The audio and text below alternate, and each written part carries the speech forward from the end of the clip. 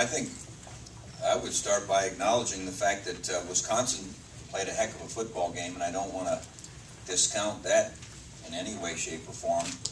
I reflect back a little bit between the two last contests we've had with Wisconsin, and it really clarifies what's important in the game of football. A year ago, they turned it over, and we ran two of them back for a touchdown, and we ran a kickoff back for a touchdown, and all the rest. And then this particular year, we let a kickoff go for a touchdown. We didn't create the takeaways. I think the one thing that maybe isn't as glaring to the casual observer is that first down and your success on first down is so critical. And if you look back a year ago, we did a really good job of putting them behind the count. We had some early down sacks on them and put them second and a mile. And this year, I think 17 of the 27 first down plays that they had resulted in more than 4 yards. And then all of a sudden, if you're ahead of the count, it's playing offensive football is a whole different thing. I think we were 14 out of 29 where we had 4 yards or more, which isn't dominant by any respect. But I think that first down situation, we talk about every play as being a different situation. How did you do on first down? How did you do on third down? How did you do kickoff cover versus kickoff cover, punt cover versus punt cover, and so forth. But I thought a significant part of this game is that they did an excellent job on first down. I think the other reality is that the Buckeyes never quit. The Buckeyes played and played, and I thought did a good job of putting ourselves in position to have a chance to get back in the game and perhaps take over the game. And again, to their credit, they put together a nice drive, which was keyed by a couple key third down conversions that they did a nice job with. And really, those are the realities in the football game. The atmosphere was everything we would hoped it would be. It was not such that we couldn't do what we needed to do. It did create energy and so forth, and I think it'll be something that our guys and our fans that went and so forth will always have in their memory bank as being one of those special nights of Big Ten football. And then I think as you move forward from any tough loss, and really from any win, is you have to make sure that you have things in the proper perspective, which is sometimes difficult for young people because their numbers of experiences aren't as great. When you've been through lots of losses or lots of wins, you have a little bit more experience at it. But I think the thing that we've always tried to talk to our guys about is that one of the realizations that you always have to have is the difficulty of your challenge. And I think our guys, as they come to Ohio State, don't necessarily choose Ohio State simply because they know it's a difficult situation to live up to the expectations and so forth. But that's real. And you have to have in perspective that the challenges are tough, and there's going to be days when it doesn't go exactly as you would like it to go. And what is really the measure of the person is how they deal with that adversity. And sometimes it gets a little philosophical with young people when you talk to them about the fact that you will really appreciate the fact that when you do have adversity and handle it, that that will be something that you'll feel real good about. One of our former managers, a young guy named Pat Stewart, who was a field manager for us, set up the dummies and ran and did everything that you could ever ask a youngster to do, went and became kind of a assistant director of something or other at Temple. And his last year there, they were 1-11. And then he got a job with the New England Patriots. And his first year there, they were 18-1.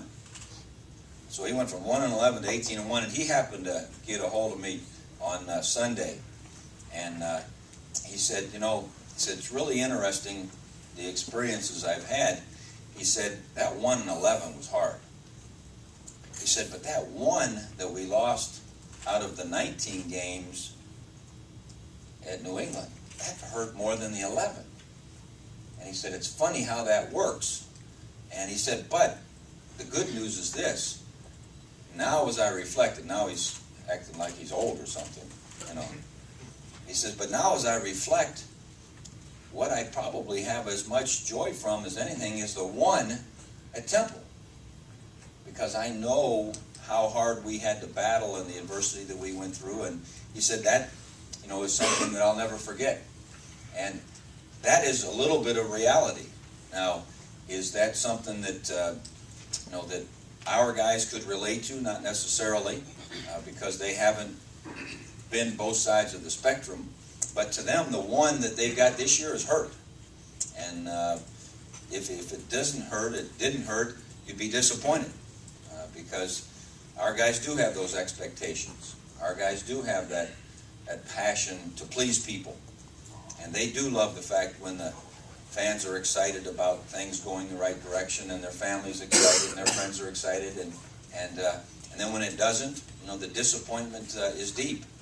And so one of the great teachable moments we always have is adversity. To me, the key will be, what kind of students are we?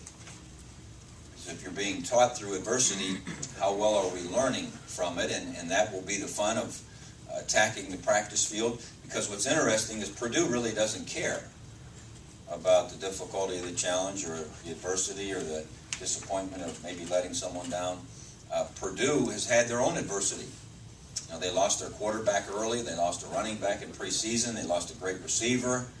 And to their credit, they just rolled up their sleeves and have gotten better and better and better, and find themselves, by doing so, sitting at the top of the Big Ten and 2-0, playing well. Young quarterback coming in, and the staff, I think, is doing a great job with that young quarterback. Very, very good runner. A very good passer. I think they're doing the things that conceptually he understands, and they keep adding a little bit as he goes. And in terms of our situation, Purdue doesn't really care about our adversities. They've dealt with their own. They just care about getting better. And what we have to make sure when we take the field this afternoon is that we're most concerned with getting better at what we need to do. Our players and coaches spent just as long on Sunday watching the film together as they normally do. And someone asked me on the Big Ten call, well, how were our guys this week? Well, Sunday they were tired, they were sore, they were disappointed, but they went to work and did what they had to do. Yesterday was their day off, and there were lots of them roaming around the building, watching more film, lifting weights, and doing all the things they do in an off day. But in my mind, the measure of how we confront that adversity and what kind of students we are of adversity will be determined by how we hit the practice field and how we take the field on Saturday. And you know, life is tough. I remember my homecoming, we probably had about 2,300 people, and you know, there wasn't a whole lot of hoopla. We get to take the field on Saturday with 106,000 people and quite a bit of hoopla and a Big Ten game, and we're playing the leaders of the Big Ten, and we get to have pregame meal with about 50 former captains who all, I'm sure, weren't undefeated. You know, they might sometimes act like it, you know, but they know that they've been through some tough times, and that what's important to them is the scarlet and gray. And so, you know, how we approach the great challenges we have and the things that are in front of us will be the mark of what kind of students of adversity we are, and we look forward to it.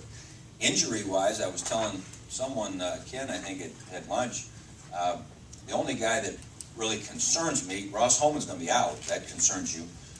He'll be out for a couple weeks probably, but you know, his thing will be fine. A little bit concerned about Christian Bryant. He had an infection last week, and we thought we had it under control, and he played a little bit in the game, and then he had a not very good reaction to it on the plane ride back, once we finally got on the plane, and he's been over at Ohio State Medical Center trying to get it under control, and I don't know all the whys and the wherefores and whatnot, but it doesn't look like he'll be out of there until late this week, and I just want to make sure we get that calmed down. You never know with infections and whatnot, but so obviously he won't have a week of practice. Trying to think of who else was out of the game. Ross will be out for a couple weeks. Corey Johnson played, but he looked like he was getting banged up. Yeah, he got dinged a little bit, but he seems fine. Sounds like he'll be ready to roll today. JB Shugarts, his foot hurts and it's going to hurt, and but he was able to, to go through it. Is there anyone else, Shelley, that was out of the game? Is it an ankle with Ross? It's a foot. Yeah, it's a foot. Are you talking like a staph infection? No, don't be starting to spread rumors. I did not say, strike that from the record. I did not say anything about that word. As an infection, that's, I don't know. I don't know. I want to ask about you. But I never heard that word brought up by anybody. So, Ready for questions? I'm from Cleveland. Okay, I just want to make sure we're clear. I want to ask about your defensive line. In years past, Coach Haycock he'd sent both guys in and out, and in that 19-play drive, Jonathan Hankins was the only guy who came in. In past situations, you would have put 4 new guys in to stop the tide. Do you not have the depth there? What is the assessment of where that's at right now? Well, I can remember many times we've talked since last February that, one of the concerns was that 5 of our 8 in our 8-man rotation were graduating and or going out early, one of the 2. So yes, we were concerned about, would we mature to the point where we could get into an 8-man rotation. Jonathan Hankins, I think, has been a guy that's come along. We think Adam Bellamy's coming along, Garrett Goble's coming along. What you get into in a ball game like this is it the right time and the right place to put someone in? Obviously, the conclusion that was drawn in that drive in particular, or in that game, was that certain guys played and certain guys didn't. But that's probably been something we've talked about as much as anything, is that if we were going to progress to become the team we would like to be, we have to grow fast with some of the younger guys, and that's still our goal. But are we as deep, and can we rotate as much as when we had, you had Thaddeus, and you had Lawrence Wilson, you had Doug Worthington, you had Todd Denlinger, you had Rob Rose. Those guys all were the rotators last year, and they're rotating elsewhere right now. So, but that's where we are. And don't get me wrong, I don't think Jim would tell you that he's disappointed with the progression of Adam or Garrett or Solomon Thomas or anyone, but he just at the moment felt like that wasn't the best decision. Jim, as you look